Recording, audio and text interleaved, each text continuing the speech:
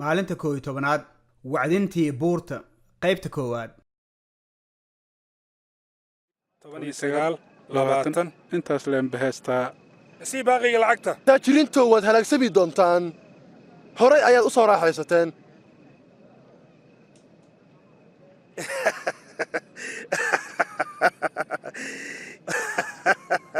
yaan rabin inuu tijaaro qof kasta wuxuu rabaa inuu tijaaro raaxaystayaashow waad halaagmi doontaan ugu dambayntiina waad barooran doontaan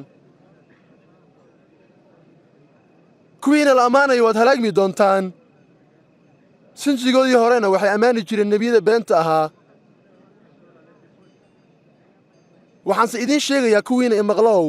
cadowgiina jeclaada kuwa idin necab wax fiican u sameeya kuwa idin inkaarana u duceeya kuwa idin xumeeyana ilaah u barya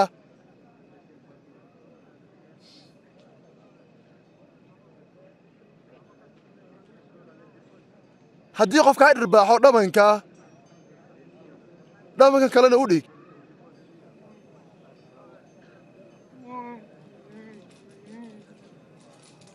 haddii qof go'aaga qaato shaarkaagana ugu dar qof kasta oo wax kaa baryaa sii qofkii waxaaga qaata dib ha u weyddiinin dadka kale u samee saad rabto inay kuu sameeyaan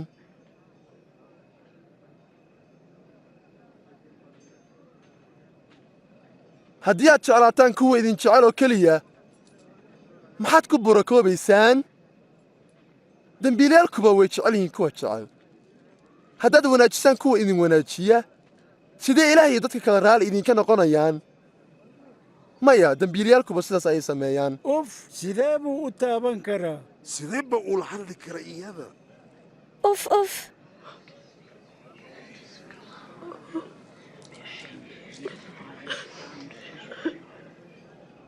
maya jeclaada cadowgiinna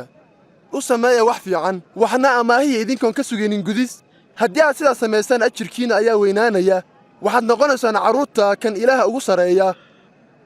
ilaah uu u ron yahay kuwa u mahadiya iyo kuwa sharta ahba naxariis lahaada sida aabbihin idinku naxariisto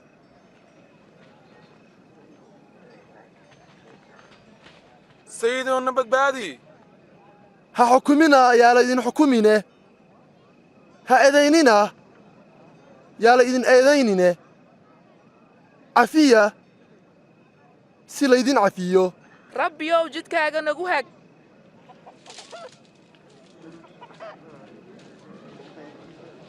siiya waa la idin siin doonaaye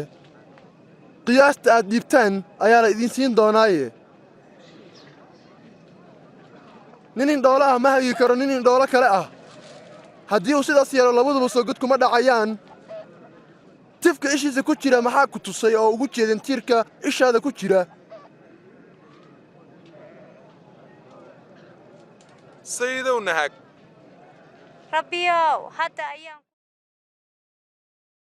kow sidee ayuu ciise masiix caqabad ugu yahay xiriiradayda